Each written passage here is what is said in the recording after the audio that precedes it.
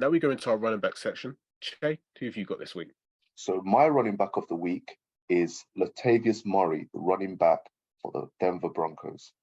Now, I've chosen Latavius Murray because to me, he is the Denver offense right now. Everything. I think Cortland Sutton is set to miss this game.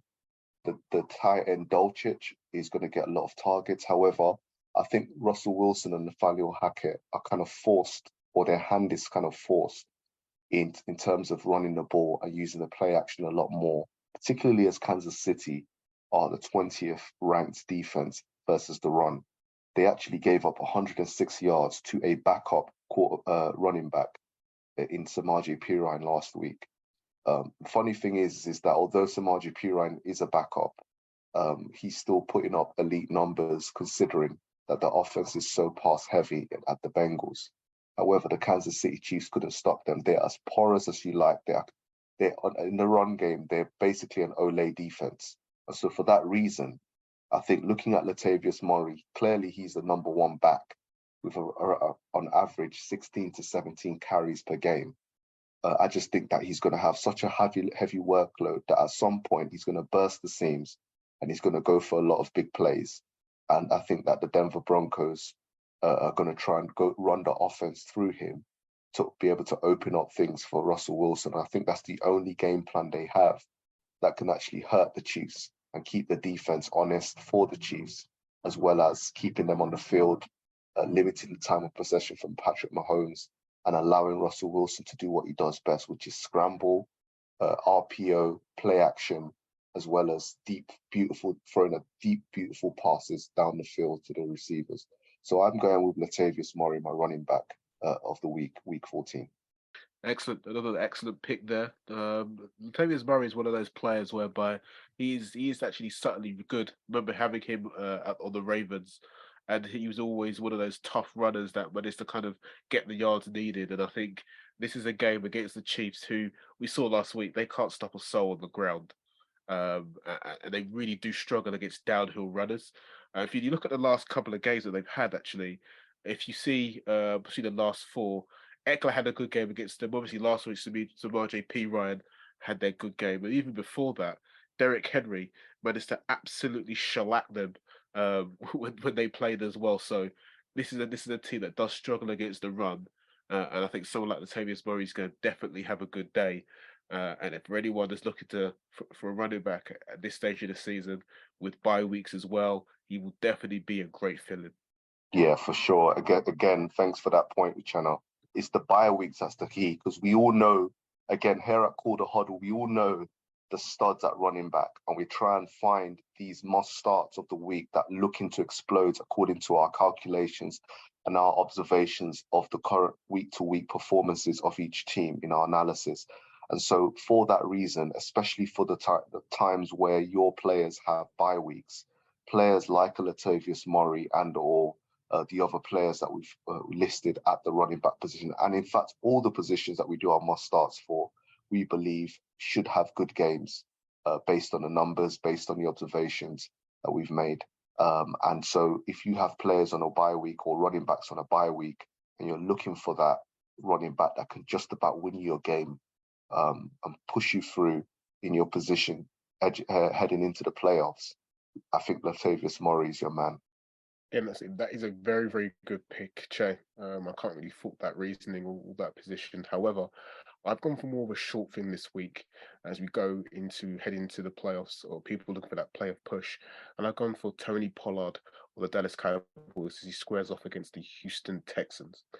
Pollard has actually been the top 7 fantasy running back in 4 out of the last 5 games as he faces the worst fantasy team against running backs this season. He's actually an elite running back this year with an upside of an RB1. Even with Ezekiel Elliott's week 11 return, Pollard has actually had 356 yards and 4 touchdowns on 45 carries and 11 targets over these past 3 games. Of all running backs with 100 plus carries, Pollard is number 1 with 2.7 yards after contact. And as mentioned before, he goes up against the league's worst team against running backs. this week he is a must start because you push for the playoffs. I just think if you need the playoff push, if you need someone that's going to give you a sure start, this is the guy who could potentially give you at least 40 points. He's that explosive. Pick up Tony Pollard, start him this week as you go for your playoff push as he faces off against the Texans. Yeah, I like Tony Pollard. I do think he's explosive. However, something that I've seen since the Giants game in week 12 is that um, Ezekiel Elliott has re-emerged, in my opinion. And I think this is more of a 1A, where Tony Pollard arguably is the more explosive running back, as you mentioned before, Uchenna. He doesn't need many touches to get a lot of yards super fast. But to me, he seems like he's a bit of that's sort of the function of Zeke Elliott being a battering ram. And I think whilst he had a big game last week and is potentially could have a big game this week, what say you with regards to if the risk of the Cowboys electing to go more heavy with Zeke Elliott as opposed to Tony Pollard? What say you with that? Because potentially he's stealing touches or taking touches away from Pollard, Zeke Elliott, as his form has re-emerged. Definitely, that's a very kind of a good point and something that will definitely be in the minds of fantasy users. However, I think if you look at an article from Zeke Elliott himself, where he actually mentions Tony Pollard as being the better back. This is someone who has been the RB1 for the Cowboys for as long as I can remember, at least 6, 7 years. And this is someone who literally knows where his bread is buttered. But in an article from ESPN, he mentions, I think we have different running styles. I'm a bit of a bruiser, and he's definitely something that's a bit of a fast guy. He also goes to mention that as we have different running styles, Tony Pollard is getting more yards and is a little bit more effective than myself at this present moment in time. So when you've got a guy who's admitting that ultimately he is the boom and obviously Pollard is more explosive, then we know, okay, they know where their bread is buttered. And I just think Zeke knows that as well. The team knows that. I mean, you have to be Ray Charles to not realize, to not see that this guy is the more explosive back, and even his teammates know as well. So, yes, Zeke Elliott is back, but again, even when Zeke Elliott has been back, we saw last week Pollard out snaps him, out touches him, and has far more yards and touchdowns than him. So, I think he's ultimately going to be the RB1 of this team. However, Zeke has a role. They'll be basically laying the table for Pollard to kind of eat. So, yeah, I think he's someone that you can rest assured that he will get his touches. Okay, so again, I can counter that with the fact that you mentioned as before. I mean, again, Stevie Wonder or Ray Charles could see that. You know what Zeke said. I think you'd have to go see Specsavers or go to the eye doctor if you couldn't see that. But as you alluded to, Chenna, earlier, the Cowboys are emerging as clearly a playoff contender. And so would it not be the case that potentially if they did blow Houston out of the water, as the Cowboys are proverbially the bully team, as we saw last week against the Colts, that potentially they use Zeke more as his body can take a lot more physically, as opposed to Pollard, who needs fewer touches because he's the more slight running back, especially with one eye looking into the playoffs as we approach the latter part of the season, with only 4 games left and a playoff all but wrapped in the next couple of weeks. Would you not say that potentially Zeke could be sacrificed a little bit more as far as the pounding, the bruising, leading into the playoffs because he's more durable? Sure. I mean, that's a very, very good point. However, to counter that, because of obviously Zeke's injuries in the past, and actually his injury this season, he's actually recently only just coming back from a PCL injury.